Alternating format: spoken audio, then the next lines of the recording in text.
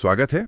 आज हम एक ऐसी किताब के आइडियाज़ पर बात करने वाले हैं जो पैसा कमाने और फाइनेंशियल फ्रीडम पाने के जो तरीके हैं ना, उन पर सवाल उठाती है। हाँ, मतलब जो पारंपरिक सोच है उसको चैलेंज करती है। बिल्कुल।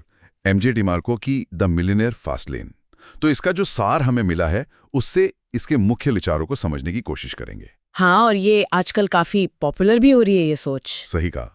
और यहाँ मकसद सिर्फ ये जानना नहीं है कि भाई अमीर कैसे बने, बल्कि ये सोचना है कि दौलत का असली मतलब क्या है। क्या वो सिर्फ पैसा है? हाँ, या फिर वो आज़ादी अपनी शर्तों पर जीने की, खासकर जब आप यंग हो। ये सवाल आजकल बहुत से लोगों के मन में घूम रहा है। बिल्कुल। टाइम और फ्रीडम शायद पैसे से भी ज्यादा कीमती है। तो हमारे पास जो समरी है वो डिमार्को के बताए 3 रास्तों की बात करती है: साइड वॉक, स्लो लेन और फास्ट लेन। हाँ, ये सिर्फ पैसे कमाने के तरीके नहीं है, ये एक तरह से लाइफ के फिलॉसफीज हैं। सही। तो चलिए इन रास्तों को थोड़ा करीब से देखते हैं, है ना? समझते हैं कि इनकी सोच क्या है, इनके पीछे की मानसिकता क्या है और फिर नतीजा क्या हो सकता है। हाँ, और क्या ये वाकई मुमकिन है जैसा डिमार्को कहते हैं कि कम उम्र में अमीर और आजाद हुआ जा सके? चलिए देखते हैं। शुरुआत करते हैं उस रास्ते से जो हम में से ज्यादातर लोगों को सिखाया जाता है ना?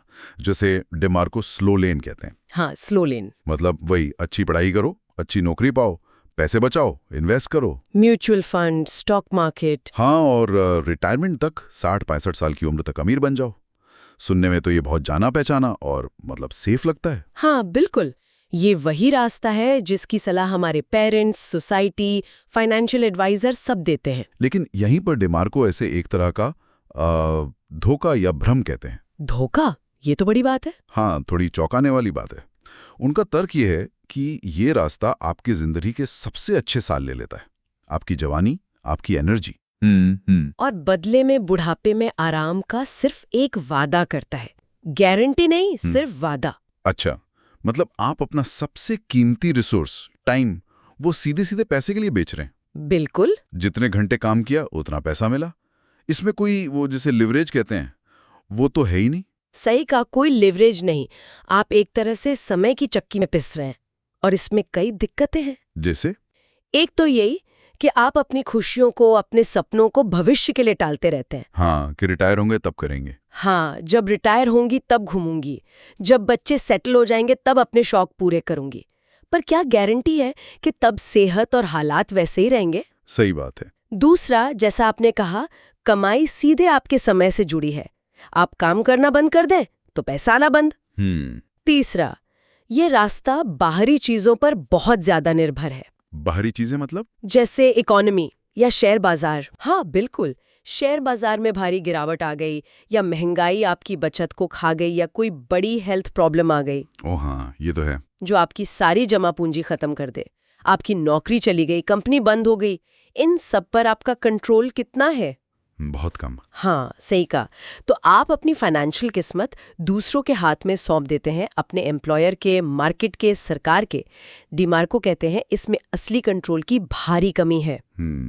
तो संक्षेप में कहें तो स्लो लेन सेफ लग सकता है, पर है बहुत धीमा, खुशियों को टालता है और आपकी फाइनेंशियल लाइफ का स्टीयरिंग व्हील काफी हद तक आपके हाथ में नहीं होता। बिल्कुल। ये पारंपरिक सोच को सीधी चुनौती है। ठीक है, ये तो हुई स्लो लेन की बात। अब जरा दूसरे एक्सट्रीम पर चलते हैं, जिसे डिमार्को साइड वॉक कहते हैं। हाँ, साइड वॉक। ये शब्द सुनकर ही लगता है कि ये रास्ता कहीं नहीं ले जाता, बस किनारे किनारे। हाँ, साइड वॉक फाइनेंशियल गैर जिम्मेदारी का प्रतीक है। ये वो लोग हैं जो जितना कमाते हैं उतना या उससे ज्यादा खर्च कर देते हैं। मतलब महीने के अंत में पैसा बचता ही नहीं। मुश्किल से। बचत या निवेश की तो बात ही छोड़िए। इनका पूरा ध्यान आज की मौज मस्ती पर होता है, इंस्टेंट ग्रेटिफिकेशन। जैसे वो नई कार ले ली, चाहिए EMI कितनी भी ज्यादा हो, लेटेस्ट फोन ले लिया। बिल्कुल। या ऐसी लाइफस्टाइल जीना जो जेब गवारा नहीं करती, अक्सर क्रेडिट कार्ड या लोन के भरोसे। और दिलचस्प बात ये है कि ये सिर्फ कम कमाने वालों की बात नहीं है। अच्छा? हाँ, सारांश में भी ये कहा गया है कि कोई डॉक्टर, वकील या ऊंची सैलरी वाला एग्जीक्यूटिव भी साइड वॉकर हो सकता है। अगर वो अपनी सारी कमाई दिखावे या गैर जरूरी चीजों पर उड़ा देती है और भविष्य के लिए कोई प्लानिंग नहीं करती, तो इनकम लेवल मैटर नहीं करता, वो साइडवॉक पर ही है। यानी ये कमाई से ज्यादा सोच की बात है। बिल्कुल, ये एक माइंडसेट है। नतीजा क्या होता है? हमेशा पैसों की तंगी, अगली सैलरी का बेसब्री से इंतजार और कर्ज का बढ़ता बोझ। एक तरह की फाइनेंशियल गुलामी। सही कहा। फाइनेंशियल स्टेबिलिटी तो दूर की कौड़ी लगती है और जिंदगी हमेशा एक पेचेक से दूसरे पेचेक तक चलती है। ये रास्ता आपको कभी फाइनेंशियल फ्रीडम तक नहीं पहुंचा सकता। तो अगर स्लो लेन बहुत धीमा है और कंट्रोल से बाहर, और साइड वॉक तो खतरनाक और अस्थिर है, तो फिर रास्ता क्या बचता है? यहीं पर डिमार्को फास्ट लेन का कॉन्सेप्ट लाते हैं। हाँ, फास्ट लेन। नाम सुनकर लगता है कोई जल्दी अमीर बनने वाली स्कीम हो शायद। हाँ, नाम थोड़ा सा मिसलीडिंग हो सकता है, लेकिन फास्ट लेन कोई गेट रिच क्विक स्कीम या लॉटरी जीतने जैसा नहीं है। अच्छा? ये असल में एंटरप्रेन्योरशिप का रास्ता है, लेकिन एक खास तरह की एंटरप्रेन्योरशिप। ये ऐसे बिजनेस सिस्टम बनाने के बारे में है जो बड़े पैमाने पर लोगों को वैल्यू देकर तेजी से पैसा कमा सकें। सिस्टम बनाने पर जोर है। हाँ, फोकस सिस्टम बनाने पर है, न कि सिर्फ घंटे बेचने पर। अच्छा, तो मतलब नौकरी करके घंटे बेचने या छोटा मोटा बिजनेस चलाने जहां आप खुद ही सब कुछ कर रहे हैं, उससे अलग हटकर। बिल्कुल, ऐसे सिस्टम या संपत्ति बनाना जो आपके लिए काम करें, भले ही आप उस वक्त एक्टिवली काम ना कर रहे हो। एग्जैक्टली। ये अपने समय और पैसे का इस्तेमाल करके ऐसे सिस्टम बनाने पर जोर देता है, जैसे business, technology, content, real estate, जो आपके बिना भी चल सकें और बढ़ सके। हाँ। यहाँ लेवरेज का सिद्धांत काम करता है, कम इनपुट से ज्यादा आउटपुट पाना।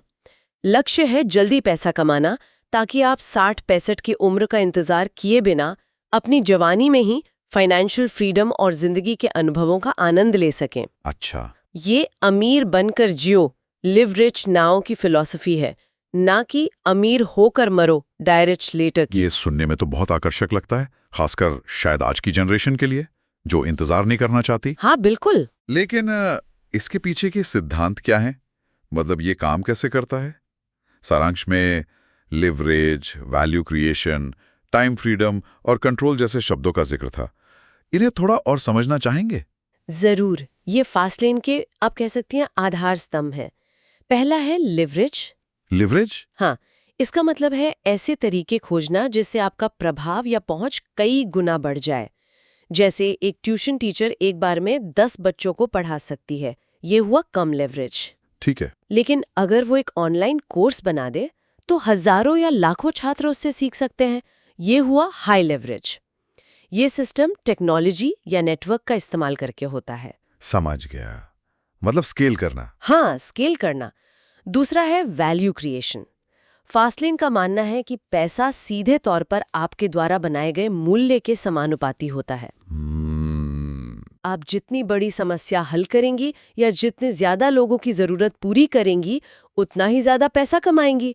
फोकस पैसा कमाने पर नहीं, बल्कि वैल्यू देने पर होना चाहिए। पैसा उसका बाय प्रोडक्ट है। ये जरूरी बात है, फोकस वैल्यू पर। तीसरा है टाइम फ्रीडम। हाँ, ये तो सबको चाहिए। बिल्कुल। ऐसी संपत्ति या सिस्टम बनाना जो आपके एक्टिवली काम न करने पर भी इनकम जनरेट करे, यानी आपकी इनकम आपके लगाए गए समय से अलग हो जाए। पैसिव इनकम जैसे कहते हैं। हाँ, कुछ वैसा ही, सोते हुए भी पैसा कमाना जैसा कहा जाता है। और चौथा है कंट्रोल। कंट्रोल? अपने बिजनेस, अपने प्रोडक्ट और अपनी इनकम स्ट्रीम्स पर आपका पूरा कंट्रोल होना चाहिए। अगर आप पूरी तरह से किसी और के प्लेटफॉर्म पर निर्भर है, जैसे सिर्फ Amazon पर बेचना या सिर्फ YouTube से कमाना या किसी फ्रेंचाइजी के नियमों पर, तो आपका कंट्रोल लिमिटेड है। हाँ, वो कभी भी पॉलिसी बदल सकते हैं। एग्जैक्टली। इसीलिए डीमार्को खुद का सिस्टम बनाने पर जोर देते हैं।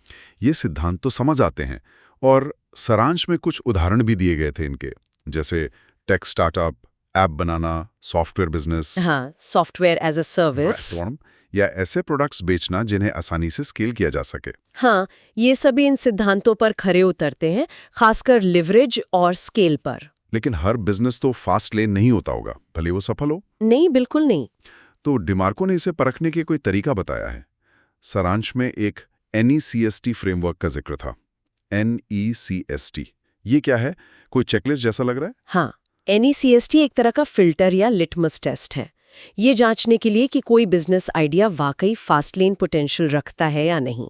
ये 5 शर्तें पूरी होनी चाहिए। ओके, क्या हैं ये 5 शर्तें? पहला है N, नीड, जरूरत। क्या आपका बिजनेस बाजार में मौजूद किसी असली जरूरत, नीड को पूरा करता है या किसी प्रॉब्लम का सल्यूशन देता है? सिर्फ अपने पैशन या शौक के आधार पर बिजनेस शुरू करना काफी नहीं है, मार्केट को उसकी जरूरत होनी चाहिए। Market need. हाँ, पैसा हमेशा वैल्यू के बदले मिलता है। दूसरा है ई एंट्री, प्रवेश। एंट्री मतलब बिजनेस में घुसना कितना आसान या मुश्किल है। बिल्कुल। क्या उस बिजनेस या इंडस्ट्री में घुसना एंट्री आसान है? डिमार्को कहते हैं कि अगर कोई भी आसानी से उस बिजनेस को शुरू कर सकता है तो उसमें कंपटीशन बहुत होगा और प्रॉफिट कमाना मुश्किल होगा। सही बात है। इसलिए ऐसे बिजनेस चुने जिनमें एंट्री बैरियर हो, जैसे टेक्निकल नॉलेज, ज्यादा कैपिटल, खास स्किल या ब्रांड बनाना।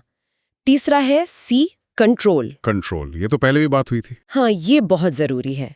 क्या आपका अपने बिजनेस पर पूरा कंट्रोल है, कीमत तय करने से लेकर मार्केटिंग और कस्टमर मैनेजमेंट तक? अगर आप किसी और के नियमों पर नाच रही हैं, जैसे कोई MLM स्कीम या पूरी तरह किसी थर्ड पार्टी प्लेटफॉर्म पर निर्भर है, तो आपका कंट्रोल नहीं है। ठीक है। चौथा है स्केल। स्केल। क्या आपके बिजनेस में बड़े पैमाने पर फैलने की क्षमता है? क्या आप अपने शहर या इलाके से बढ़कर देश या दुनिया भर में लाखों ग्राहकों तक पहुंच सकते हैं बिना अपनी मेहनत या लागत को उसी अनुपात में बढ़ाएं? अच्छा, जैसे एक छोटा रेस्टोरेंट शायद उतना स्केलेबल ना हो। हाँ, शायद नहीं, लेकिन एक फूड डिलीवरी ऐप या रेसिपी वेबसाइट हो सकती है। समझ गया। और पांचवा है टाइम। क्या ये बिजनेस आपकी इनकम को आपके समय से अलग कर सकता है? क्या ये सिस्टम आपके बिना भी चल सकता है और पैसा कमा सकता है? अगर बिजनेस तभी चलता है जब आप रोज दुकान पर बैठते हैं या खुद सर्विस देते हैं, तो ये फास्ट लेन नहीं है। तो ये अभी भी एक नौकरी ही है, भले ही आप खुद के मालिक हों। बिल्कुल, ये अभी भी समय के बदले पैसा कमाना ही हुआ। ये NECST फ्रेमवर्क तो बहुत काम का है।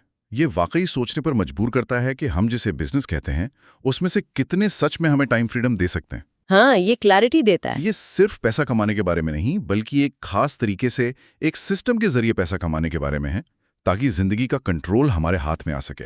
बिल्कुल, और इसी से जुड़ा है डिमार्को का वेल्थ का समीकरण। पारंपरिक सोच अक्सर नेटवर्थ पर फोकस करती है, जो धीरे धीरे बढ़ती है। हाँ, साल दर साल। डिमार्को धन को अलग तरह से देखते हैं। धन इज इक्वल टू शुद्ध लाभ इनटू इंडस्ट्री मल्टीप्लायर प्लस संपत्ति का मूल्य।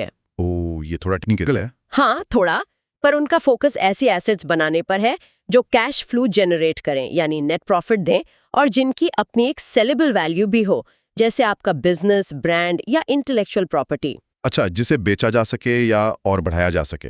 एग्जैक्टली। ये मानसिकता में भी एक बड़े बदलाव की मांग करता है ना, सिर्फ एक कंज्यूमर बने रहने के बजाय एक प्रोड्यूसर की तरह सोचना। हाँ, ये बहुत बड़ा शिफ्ट है। बाजार में घूमते हुए चीजों को सिर्फ इस्तेमाल करने के नजरिए से ना देखकर ये सोचना कि यहाँ क्या कमी है, इसे बेहतर कैसे बनाया जा सकता है, लोग किस चीज के लिए परेशान हैं और मैं उसका समाधान कैसे दे सकता हूँ। एकदम से, ये एक बुनियादी शिफ्ट है। कंज्यूमर हमेशा पूछता है मुझे क्या मिलेगा या ये कितने का है। प्रोड्यूसर पूछता है मैं क्या वैल्यू दे सकती हूँ, मैं किसकी मदद कर सकती हूँ।